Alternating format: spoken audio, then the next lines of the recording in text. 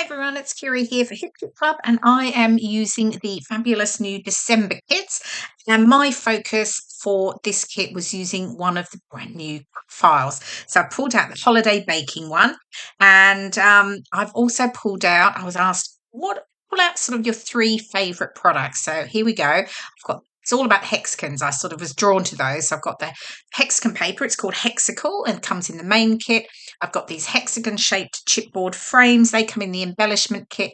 And I also had the hexagon metal dies. They're stitchable. So yeah, they were sort of the three products I pulled out. I do use some other elements as well from the kits, but these were the main ones. Now, I started with this pattern paper background. I've also cut a number of the hexagon shapes using the new metal dies, and I've used another pattern paper. It's called Pretty Plaid. So my sort of idea was I was sort of going to go all hexagon. I was going to layer up the back using the background paper. I was going to back the chipboard frames, which I do. So I've pulled out all of the papers from the Cardstock Kit, and we've got the Cupid, which is the pink, the cherry colour, the cinnamon, which is the orange, we've got Evergreen, which is obviously the green one, Arctic, which is the light blue, and then Butter, which is the yellow. There's also the white one in there, but I do sort of use it, but I actually change it. So yeah, anyway, so the idea was to back all of these, layer it up over the hexagon paper, and just go sort of hexagon mad. However, as with, quite often with the layout, things change as you go along, and that didn't work for me. So you'll see what happens soon. Anyway, I'm adding dimension. I just didn't want to keep these completely flat, so I'm just putting some foam tape behind the hexagon frame here so that I can layer up the backing pieces onto that. So that gives me a nice bit of dimension, which I always like to add to my layouts.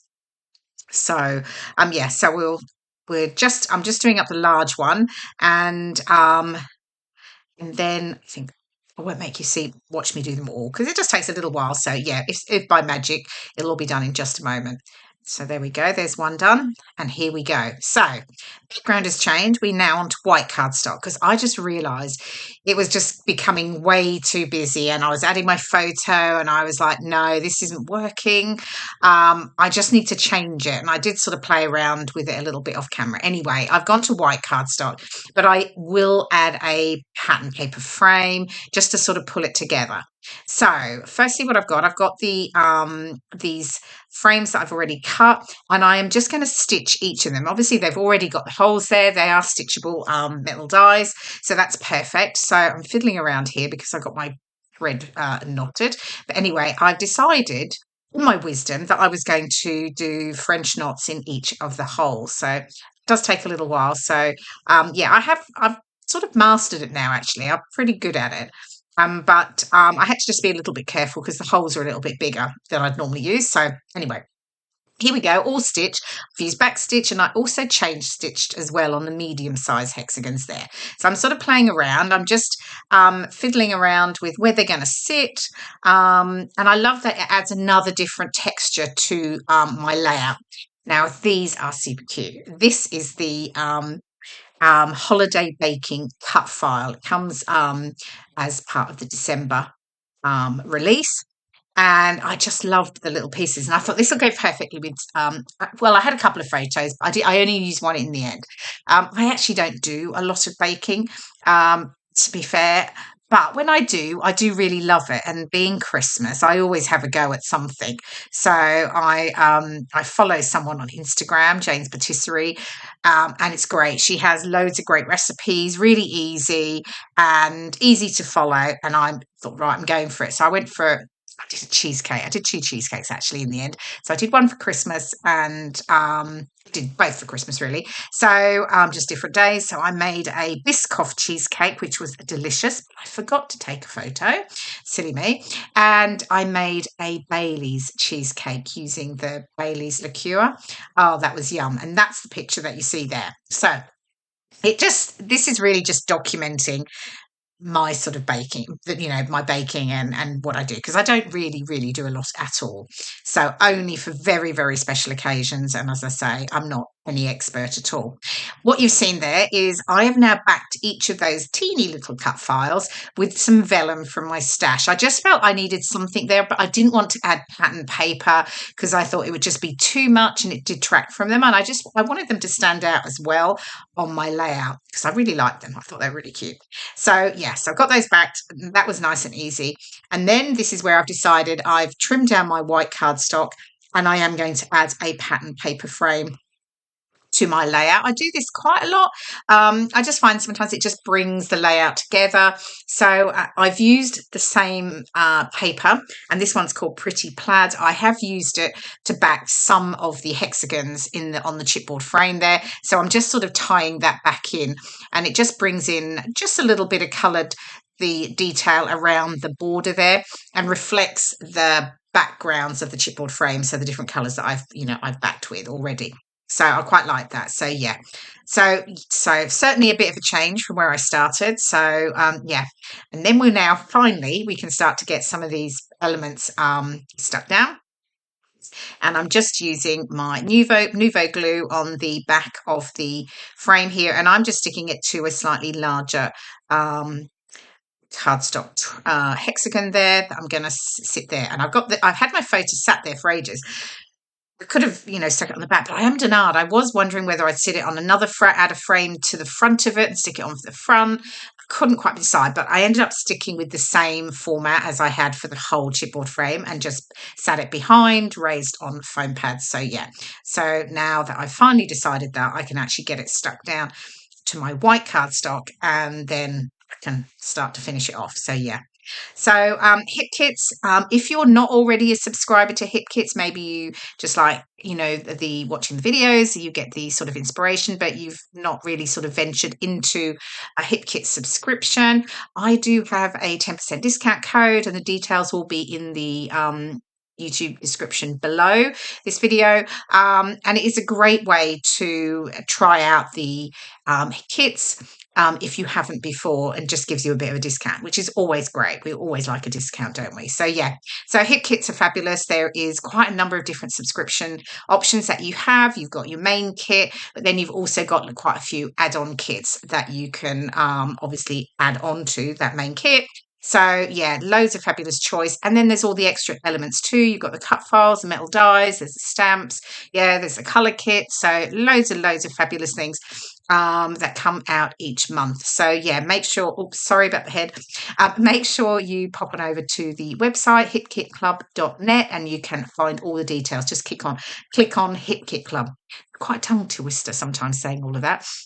So yeah, okay, so now I'm just sticking down my little cut files there, and I just added a little bit of wet glue on the card at up to the back of the cut file. And then I've brought in I've got some of the chipboard shapes and I've got the puffy shapes. These are both in the embellishment kit and they had some really cute, there's loads of baking elements here that were perfect, obviously, which is sort of what inspired me really, in the chipboard shape certainly, and also some in the puffy shape. So I'm just I'm looking here what I can use because I'm going to add elements into each of the hexagon shapes. So just working out which ones are going to go where. But I really like the mixer and layering up some of the chipboard shapes because there's a cute like a flour, a sugar. I've got butter there at the moment, but I do change that and it becomes eggs. Yeah, changed my mind on that one. And then luckily I hadn't stuck anything down because I suddenly remembered I had the other elements to add into the cut file. So I'm just adding in the circle. So I've just used the inner element as my guide. And then I've got here the 3 little circles here, the 3 obviously for little dials. So on my mixer, so getting those stuck on. So yeah, luckily I remembered before I got everything stuck down. It would have made it a little bit harder. But yeah. So that just really finishes off our little mixer cut file. And then I can stick down the little chipboard shapes. So yeah, there we go. And what else? What else? Yep, so you can see I've added some elements down the bottom there. I've got the little gingerbread man. Not that I was, I wasn't baking gingerbread men cookies or anything, but it ties into the baking element. There's a pie on the right of that as well, which again tied into what I was doing. So yeah.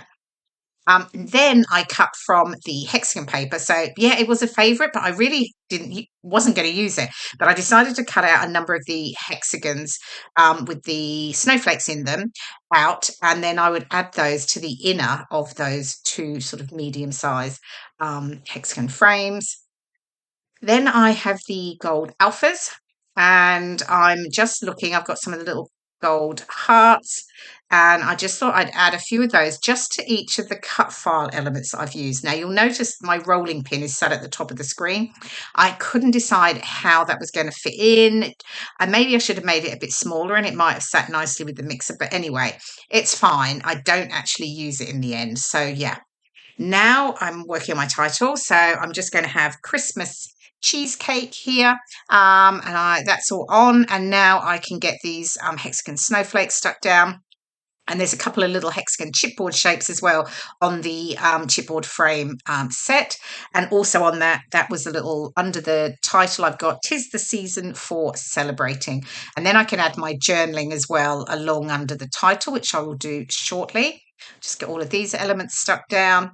So happy how that's coming together. Just making sure everything's straight, of course, and then I can get my lines ruled for my journaling, which I'll do in a moment. There we go. And then I decided it couldn't be a Christmas layout without a bit of sparkle. So I've actually pulled the Lindy's Magical, the gold powder from the November kit, the November colour kit, and just decided I'd add a bit of a few splatters just around my layout. And then that is me done. So yeah, all came together. So lots of texture, stitching, different layers. I've got the cut file, distressed edges. Yeah, so really happy how it came together in the end. Hope you've enjoyed the process video. And here are some of the close-ups. You can see my stitching detail, but you can see those cut file, and look how small they came out, and they cut beautifully. So yeah, anyway, thank you so much for watching. I'll see you again soon. Bye for now.